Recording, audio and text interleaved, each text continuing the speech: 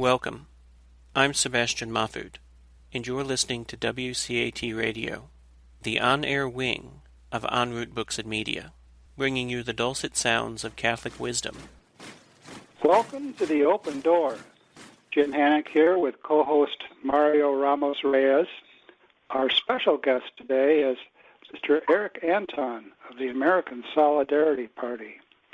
We will begin, as we always do, in prayer. Come, Holy Spirit, fill the hearts of your faithful, and kindle in them the fire of your love. Send forth your Spirit, and they shall be created, and you will renew the face of the earth. Lord, by the light of the Holy Spirit, you have taught the hearts of your faithful. In the same Spirit, help us to relish what is right and always rejoice in your consolation. We ask this through Christ our Lord. Amen. Amen. By way of introduction, Eric Anton, our special guest today, is currently a supervisor, case manager with the Volunteers of America of Colorado. Well, once upon a time, he was a student, and I know that he believes in lifelong education. He holds a master's in public administration and policy from the American University in D.C. Plus, he served in the United States Army from 2009 to 2017, and he helped shape the economics plank of the American Solidarity Party's new platform. Just to get us going here, I'd like to ask Eric if you could tell us a bit about how the platform came to be, and in particular how the economics plank came to be. Eric, what do you think about that? Well, the platform in general, we recently just had our September convention, and that was the main thing on the docket for the delegates to consider the platform for revision and to write planks on that. I've always held a strong opinion primarily in the fields of economics and foreign policy, which are the two planks that I had the most direct influence on. So in the working group on economics in particular, we essentially were coming down to the last week or something or so to submit what, if we want to rewrite it, what should it look like? And no one else seemed to want to write anything up. So after 4 pots of coffee, I threw something together and submitted it. That's how the main body of the economics plank came about. So you really took the lead on that. Oh, I've always been a... Yes. If everyone talks about needing leadership, but you need to realize that you need to step up at times and provide that leadership. And if there's something you feel passionate about, you need to go out and do it. It's not someone else is going to take care of it and it's going to be exactly what I want. You need to take an active role in doing these things. A combination of feeling passionate and thinking hard. What were some of the issues that emerged in the acceptance of the final language of the economic plank? Now, to miss the majority of the actual discussion and debate because I had to take care of some work issues. So I had to get a lot of the objections discussion after the fact. But from my understanding, the biggest ones as far as objections was the language used.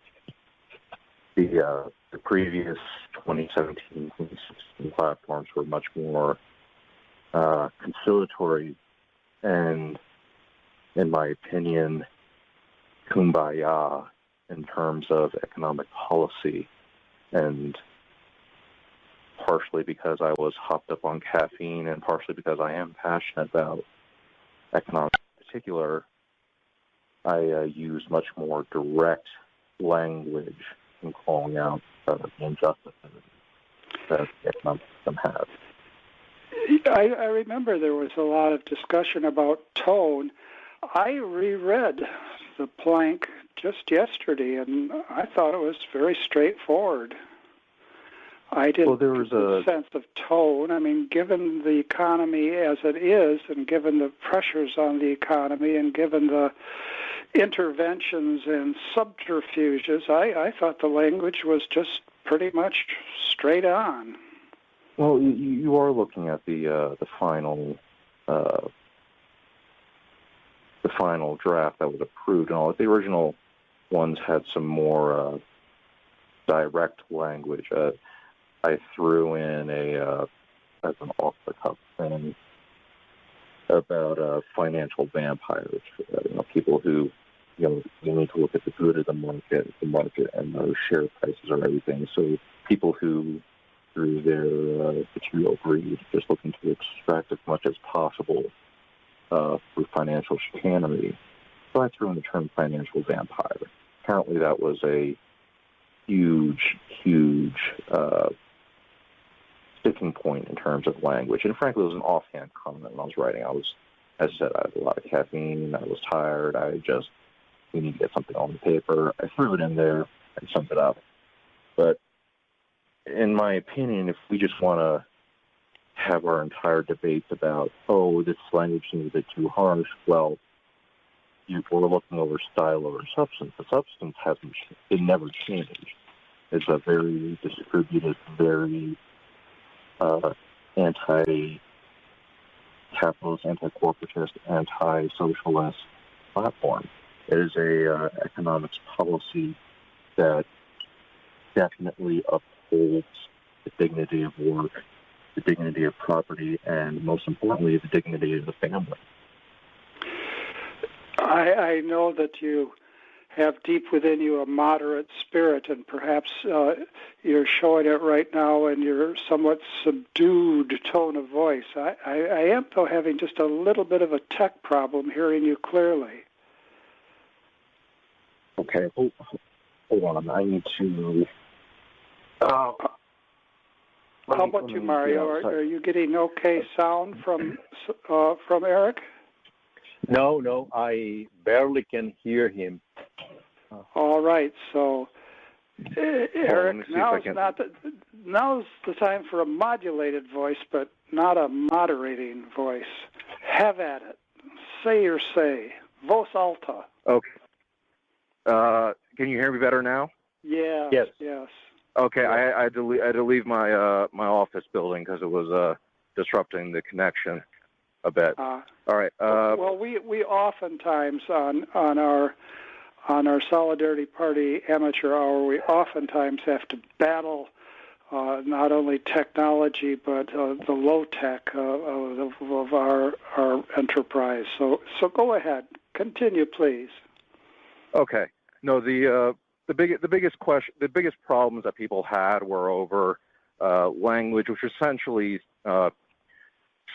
throwaway stylistic poetry. But the substance is still there. I'm passionate about an economy that supports workers, that supports families, that is against monopoly, oligarchy, and the destruction of a culture of life. That's what the economics plank supports, and that's what I stand by. And the fact of the matter is, I'll bet in your original draft you had bloodsuckers, and you already toned it down to vampires. Yeah, no, that's what most people seem to have objected about. But as I said, it was throwaway language that I just threw in there because of as an absent-minded thought. But if you think about it, in most cultural symbolism, The vampire is something that is a creature that only takes. It is a creature that is so consumed by its hunger that it has lost all its humanity, and that can no longer connect with the rest of the human race. So, in a way, the specific exact term was financial vampires.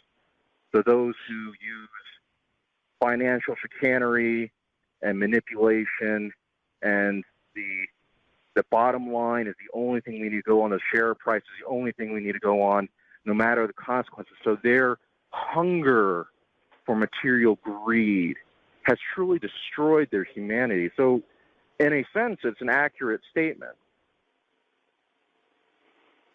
All right. Well, I think you're going to find language every bit as harsh in the great classics of Greek literature and Greek philosophy in particular. Mario, what are some thoughts that you have as we begin our discussion of the platform? Well, I read also very carefully again the platform, and there are a few things I think I come to my mind after this third or fourth reading. The first one, I think, is about definition. It struck me the fact that the party believed in political economy as a branch of political ethics. Now, and then goes on and say, well, economics, the model which is proposed is against the greed and naked self-interest. And also, there are a few mentioned, I think 5 times, mentioned the word dignity. So my first question is about that definition. What do we mean in the party about political economy or economic model? Okay, so first off, the idea of economics as being separate from morality didn't occur until late 1800s. I remember the specific date. I saw it just recently, but I forget it right now. But it was late 1800s, and it was part of the effort to quote unquote professionalize economics as a scientific discipline, to separate it from its moral and philosophical undertones, to essentially justify the robber barons, all right, and the heavy industrial capitalist society of the Gilded Age. All right, so we have an understanding and we recognize the truth that economics is part of a moral philosophy. And as he said, that you mentioned dignity many times, we have an understanding that economics is part of upholding the dignity of workers, upholding the dignity of families, upholding a culture of life against a culture of greed and material self-interest. What comes to mind right away is Wendell Berry's discussion of the endless hyping of the power and efficiency of American agriculture, despite the fact that there are hardly any farmers left anymore. So what happens to people in this industrialization of agriculture is that the people themselves are no longer farmers driven from the land. That seems to me to be a classic American example. That's not only an American example, but it's a look at the concentration of power in a centralized elite. It's the taking people who were more or less owners of their land, of their property, and then turning them into renters, into those who would simply trade their labor for a wage, and basically turn people who could own themselves, own their property, and own the dignity of their own work, and turn them into simple replaceable cogs. Or, as with the Scottish Highland crofters, send them all to America. Yes. So, Eric, I have a follow-up about your answer. So if economics is part of moral philosophy and part of political philosophy is political economy, then what is the role of the market there? Because I read carefully, and the word market is not mentioned in the platform. Okay, first off, what is a market? A market is a place where people can exchange goods and services. The parameters of a market are set by society. A market does not come before society. All right, society comes first, and with it, the philosophy comes first. So the philosophy and the morals come with the setting of the boundaries, setting of the rules. The market is the place where people exchange within those rules. So it's not I believe Richard Rohr, was it? Talk about even the command economies of the socialists and the communists and the atheistic materialists, they have markets. The rules of the markets are extremely bad in those markets. So the idea of a market being different and market can be unconstrained from moral philosophy is absurd. Are you saying that the rules of the market should be that we should be able to sell children for sex slavery? No. We've made a moral decision to say that this is something that is wrong. This is something that must be combated. So the moral philosophy bit is we set the rules. We set the parameters within which the market can operate. So when you say we set the rule, what do you mean? The government set the rule? And if that is the case, then how then you're going to be sure that the rules set up by the government are the proper one to look for or to implement the common good? What is a government? A government is an expression of more or less popular will, at least in a semi-democratic society.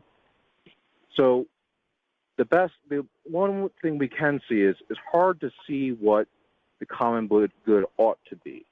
But what we can see is manifest injustice.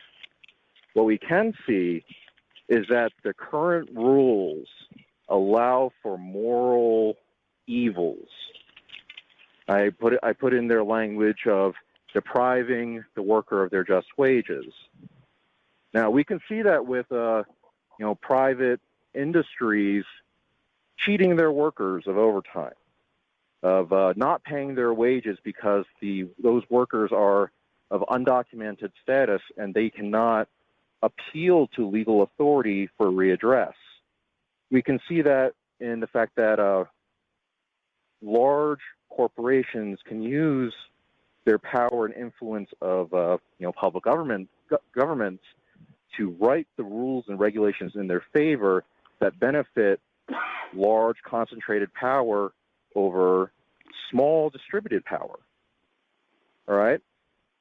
So yes, it's hard to say as a positive, we will create the common good with these rules. It is much easier and within the realm of human reason to say we can combat the injustices that we see with these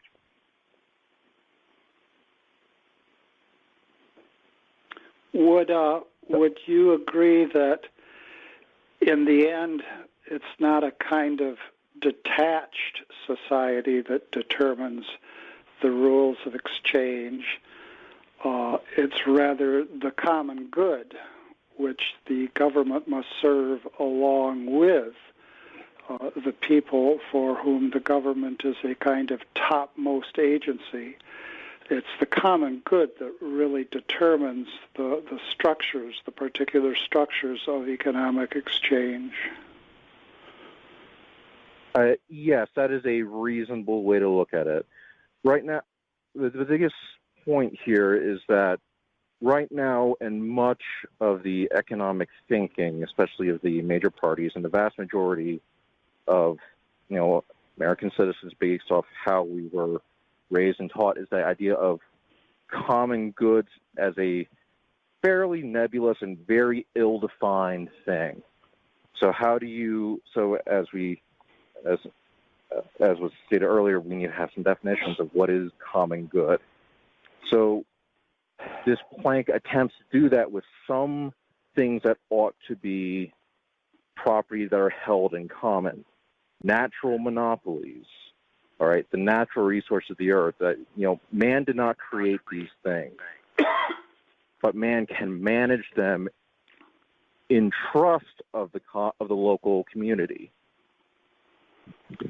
It would seem that in the United States, in this context, the common good oftentimes is just seen in terms of the interests of those who hold political power or economic power in practice. And then if you were to ask people, well, now could you think a little bit more? Instead of going from the common good is that which is in the interests of those who are most powerful, you'd only go to a kind of utilitarianism. The common good is that which realizes the greatest good of the greatest number. And that really doesn't take us to the common good either.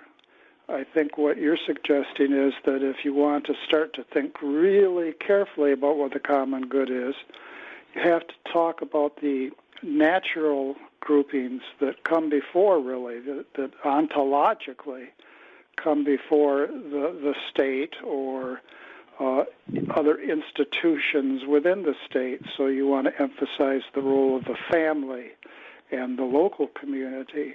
And it's the case, really, that the common good doesn't exclude anyone, but to get a sense of what the common good is, you begin with the core institutions that support the family itself, and so forth. And I notice here that the very first bullet point that you have, that we have, the very first point, very interesting and something that would not be supported by Republicans or Democrats.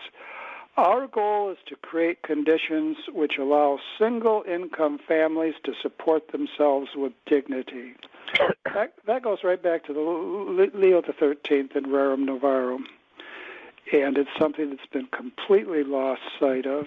And if somebody were to talk about a wage that would allow for that, a lot of people would say, oh, you don't want women to work. And that would be the end of the discussion. Well, on to, first I'd like to take that into two different points. One, when you're talking about good, is what are the metrics we're using? Right now, because of, as I alluded to earlier, of economics as trying to be a scientific discipline devoid from moral philosophy, the primary metrics that are used and are in common usage are, GDP, GNP, median income wage, things like that, things that can be easily measured. Now, when what you measure is what you get. The problem with that is no one has been asking the question of, is this the correct metric to use? Is a better metric for measuring the dignity of worker and the family, of how much debt do they have, is a better metric, how are they able to take vacations? Do they feel happy and joyful in their lives? And so, because some of these are harder to measure, we haven't measured them, and we haven't really put much attention to measuring them. It creates that mental disconnect. So, if we're in a society that measures GNP and the size of a business by the its bottom line and market capitalization, we need to ask ourselves: are these the proper metrics that can support our idea of the common good? And now I believe that there are better ways that we can go about doing it, but we need to put much more thought into what are we measuring? Are we measuring happiness? Are we measuring lack of social ills like suicide and divorce and abortion, things like that. Now, on to the second point, as far as the line on we strive for a society where families can live off a single income. As far as that being a gender discriminatory, that is completely false. At least in my intentions of writing it, I'll say it right now. My wife makes much more than me because she's a doctor. All right, and I'm happy with that. I have been a stay-at-home dad, not working while she was working her time and putting her time in the hospitals.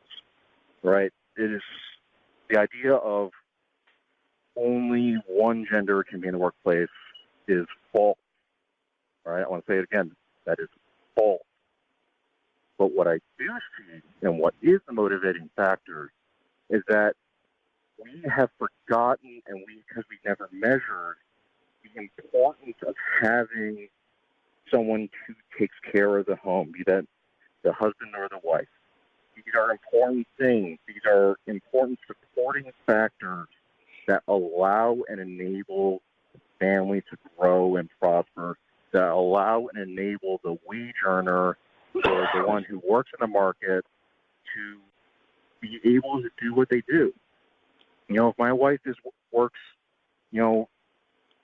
nights and working 18 hours a day, she is very difficult for her to take care of herself, cook food, do laundry. So while she was doing that, I was doing that for her because it allowed her to do what she felt was needed, to allow what she felt fulfilled her and her career in that time of our lives and our family. All right, there is no... is the fact that we have lost sight of the necessity and the importance of the home and the stability and the thriving of the home for the sake of the metric of GNP or GDP, or the fact that we can increase our GDP if we can treat all of our citizens as commodities and as labor for the service of private interests, instead of allowing them to thrive and to work for themselves in a way that's not necessarily measured. I think that's an excellent reply to people who would act as if somehow or other struggling for single-income families to be able to support themselves is biased against women. I think so often, if we look at concrete cases such as you and your family, we immediately can undercut some of these overstandard cliches that we come across. And there's an irony, too, in that historical irony that economics for Aristotle begins with home economics. And I mentioned Wendell Berry a while ago, and Wendell Berry stresses that if you're going to talk about economics, let's always have home economics as a central part of the agenda. Mario, what are your comments at this point? Well, I think it's very interesting. It seems to me that the American Solidarity Party has a view of reality which is unified. We don't just make economic policy divorced from the rest of our life. It's begin with the family, and everything is interconnected. So, in that sense, I think the proposal is unique in American politics. So, but again, I have a very interesting, I think, question. I think it is. And when you said, or the platform says, that we advocate an economic system which focuses on creating a society of widespread ownership, sometimes referred as distributism. Now, for someone who is reading for the first time about our platform and run into that term, distributism, and at the same time, it is defined as or at least referred to economic system, how would you explain what distributism is? Very carefully. That's great. Say. Now, it's because we live in a society that is dominated by, capitalist thinking, and its primary critique has been Marxist socialism. And especially in the American context, I only ever grew up hearing, these are the only two systems. These are the only two systems. The idea of there being another critique rooted in moral philosophy is very difficult. So no matter what you call it, any sort of critique that does not neatly fall into these two dominant categories, people are going to struggle with, especially in the American context, because simply we don't know. We haven't been taught anything else. So the way that I would define distributism, I know John Madej did a recent, he's a distributive thinker that I follow very closely, and he did a recent basic Q&A on what distributism is. But I would define distributism as a work per family, and if possible, be the owner of their place of work or share in the ownership of their place of work. So this is, and part of the ownership is control of management decisions, control of ownership decisions. The idea of those who work at a place of production, a business, a farm, a factory, they should have some say over major decisions that firm does. So I don't like the idea of, people working at a factory in Detroit and suddenly they're told, hey, bosses say in order to prove our share price, we're going to move this factory out of the country. And guess what? In 2 weeks, you've all lost your job. And you have no say over that. That's wrong. It was Abraham Lincoln that said the difference between wage slavery is by definition temporary.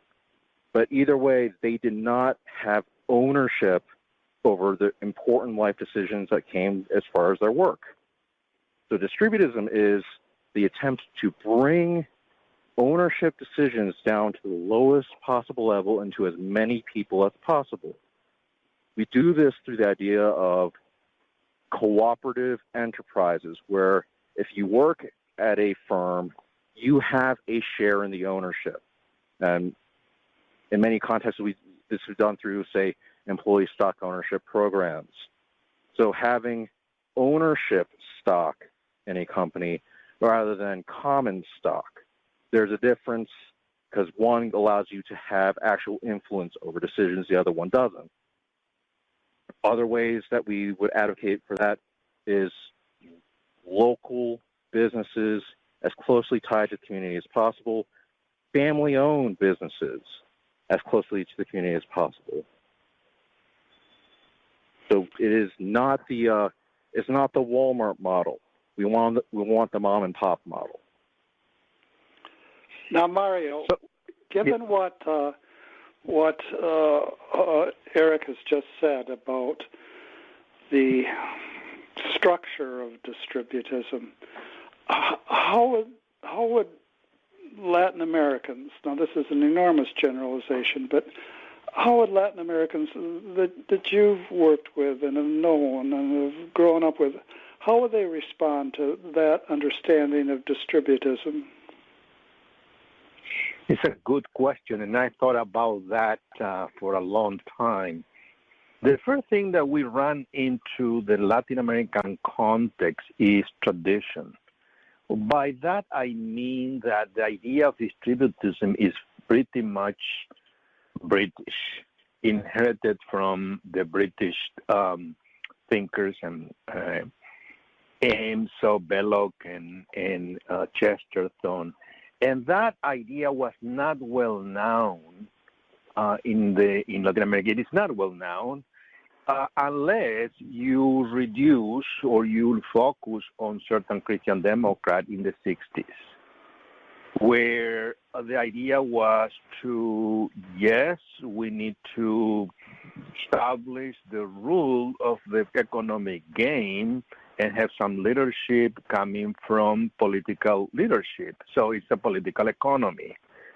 It's neither socialism, it's a command economy, nor is capitalist economic policy, which you allow the market to work on itself.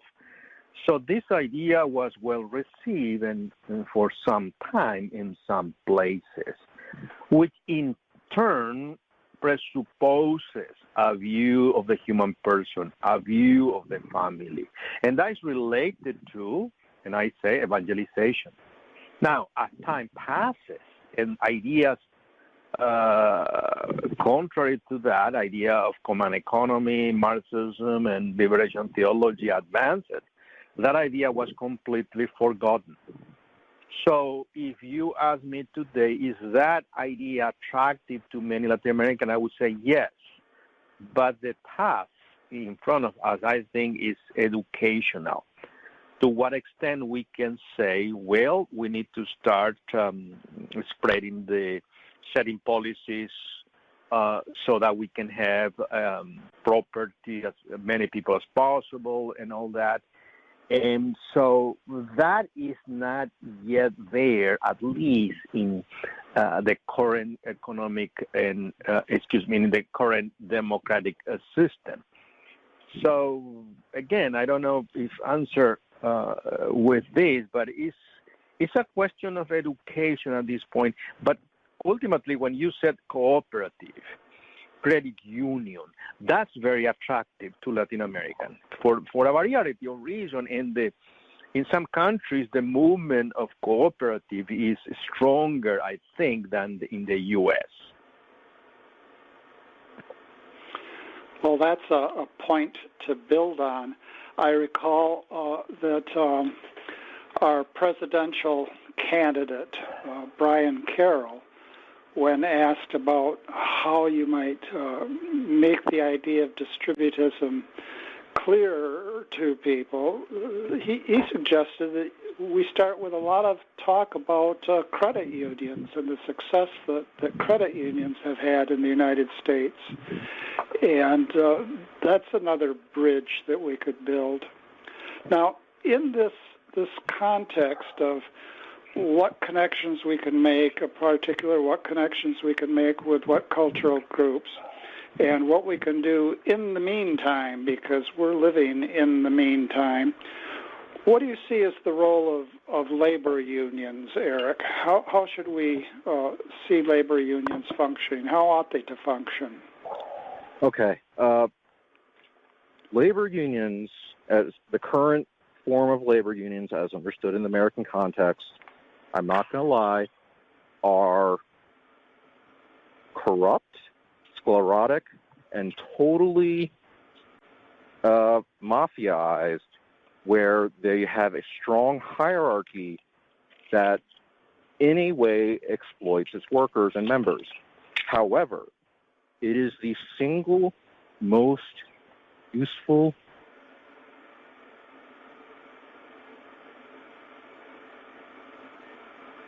Go ahead. And labor unions are important. They are necessary. But let's not pretend that they are not having serious problems right now.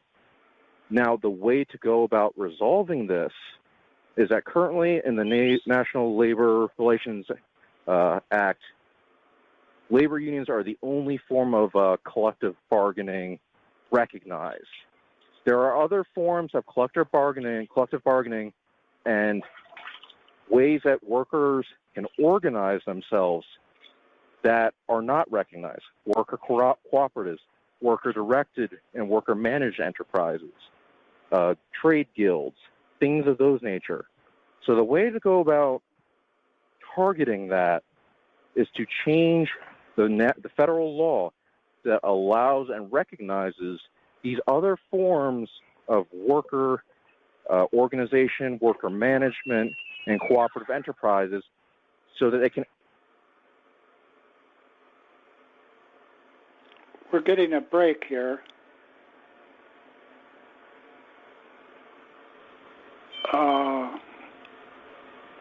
Eric? Hello? Can you hear me? We just now, again, We lost kind of a break, so let's all watch our phones. Okay, what was the last thing you heard? A very important point. Legal recognition for labor groupings that are alternative groupings, alternatives to unions as we now experience them. I think that's a very important point. So I'd very much like to hear what you have to say on that.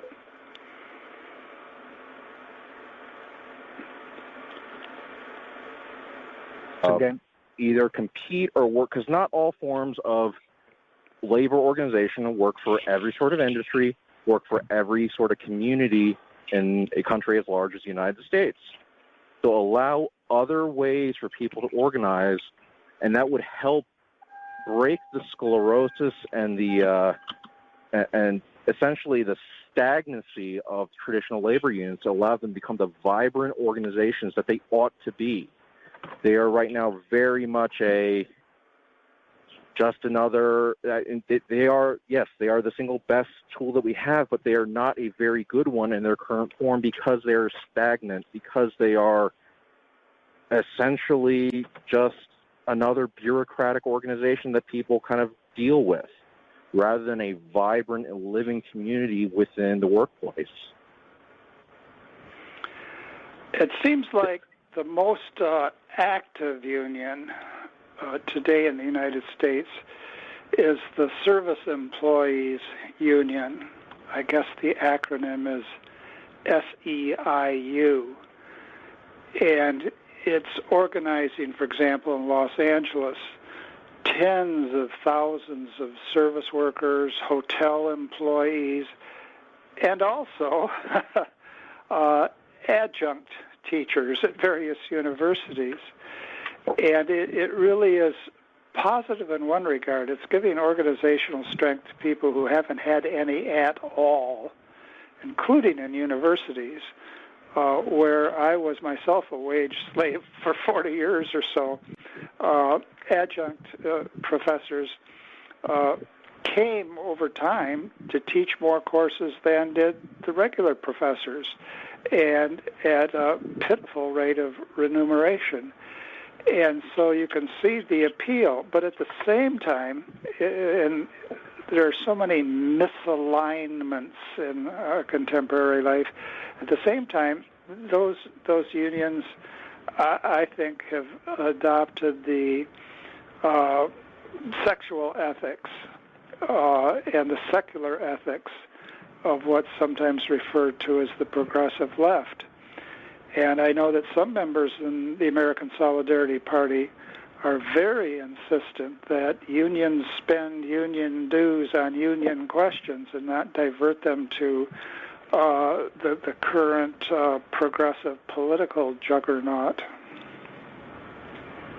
That comes down to my previous statements about the sclerosis and the stagnancy of unions, even the ones as seemingly vibrant as the service employees one, is that unions are as much parts of the secular materialistic establishment as the bosses, as the citadel of higher learning, which, directs what is the right thought. So they are, in many ways, because they've lost that vibrancy, they've lost the idea of local community and local organization, that they're simply another piece of the puzzle. While many of the hyper-individualist, materialist capitalists that run the tech firms, they love unions that support exactly what they do, but they are just as eager to break unions that any way step out of line, because it's much easier for them to control their workers and employees through a single point of contact, the union, than it would be to try to deal with them each individually. So it's simply a trade-off in the techniques and personalities of the bosses that allow what unions to operate nowadays. What about unions in the agricultural sector? And maybe Mario, who comes to us from Kansas, would have some special thoughts here. Mm-hmm. Well, the related. I want to ask a related question. Indeed, I think unions have their problems, have their way of doing things that are not precisely looking for the common good, rather have been politicized in many ways. And yet that raised the question about education.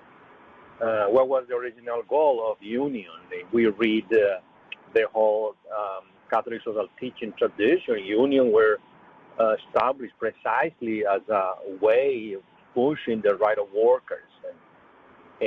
But I want to emphasize something that you said in passing about the relationship between ownership and the factory.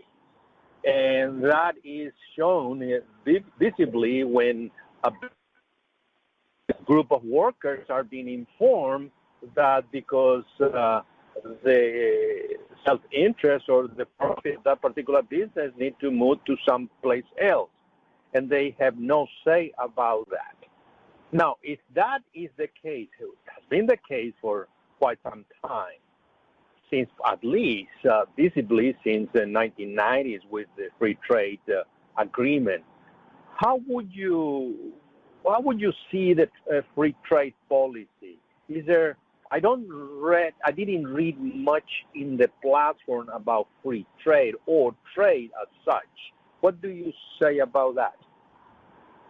And here I'm going to focus specifically on the NAFTA agreement and the North American trade. Most of the trade cross-border and most of the free trade agreement that benefited is actually internal to a single company. You know, car parts are made in Mexico, are assembled in the United States. So it's all within a single company. So the free trade agreement allowed them to access labor costs that are cheaper, and then not pay the moving tariffs just to ship them across the border. So a lot of the free trade agreement is simply enabling the internal market of any given company and the internal command economy of any given multinational company to move their own goods about as they see fit from places where labor is cheapest to where their final market is. So in that sense, free trade is simply enabling the multinationals to not pay what they ought to pay for the cost of their transport and what and the damage they inflict on infrastructure. Now, if you're talking about free trade as simple getting access to markets, okay, that's fine. But if you're talking about free trade as enabling the biggest corporations amongst us to mitigate their internal costs and their own internally controlled market that's within their own company, then what's the point?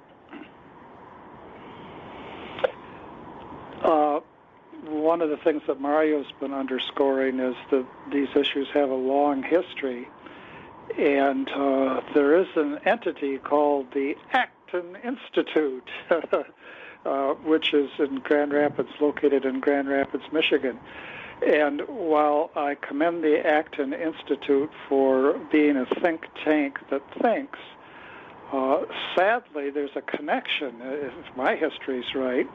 Lord Acton is known for many things, but one of the things he's known for is supporting a free trade policy, a so-called free trade policy, that contributed mightily to the starvation of tens of thousands of people in Ireland. Ireland actually had enough to feed its people, enough food to feed its people, but the prices were better if the grain was shipped elsewhere. And so the people in Ireland were left to their potatoes, and then the potatoes all rotted away. And so it's ironic, too, that in Cardinal Newman's great work, The Grammar of Assent, one of the propositions for analysis was free trade is a good thing. and well, if you were living in Ireland, you'd say it's not a good thing. What we need is fair trade, not free trade. Well, and when the Ireland question, that comes down, you can make an argument on the free trade thing, but I think the more important argument to make is the fact that the Irish were not owners of their property. Yes. They were not owners. Right. They were tenant farmers. They were renters, because the English stripped and destroyed the previous communities that were there and forced the entire population to essentially be wage slaves for them that had no control over their livelihood. So yes, grain and other food was being produced, but because it was being given to the English landlords and those that controlled the place, because the Irish had no say over it, the English said they didn't care about the locals. They didn't care if they were starving. They cared about their bottom line, their profits, their greed. That was the root of the problem in Ireland. It wasn't necessarily that the goods could move from Ireland to England. It's the fact that the Irish had no control. They had no say in it. They had no ability to, if, say, something was going wrong, to then stop it. That is the problem with free trade right now, is that the workers, the people, and local communities don't have control over what they produce. They don't have control of the fruits of their labor. It is given to people that do not live in those communities, that don't care about those communities. It is given to those financial vampires who only look to their bottom line. Yeah. So that is if free trade is done between, if the idea of free trade is a thing which can be good, if it is done between people that own the fruits of their labors, that make and can make those decisions, it is a terrible thing. It is a destructive thing when it is forced upon people that cannot make those decisions, who cannot say, no, we need to change the terms of this. Does that ring true for you, Mario? Yes. And going back to your term, vampire, if that is in many ways the function of the financial system, do you see any other ways that the financial system can really work for the common good? I think there's a lot to be learned. When you look at financial systems, you have to look at, macro and micro level. Micro level is where a lot of the distributist ideas really can come into play. You got the idea of credit unions, of mutual aid societies, of providing liquid capital to enterprises at zero interest or no interest, and you can take a lot of inspiration from, say, Islamic finance, which they don't allow for interest. Those are things that can be done, especially at the micro level. At the macro level, the most that distributists thought so far can do is the breaking down of the massive, the too big to fail institutions.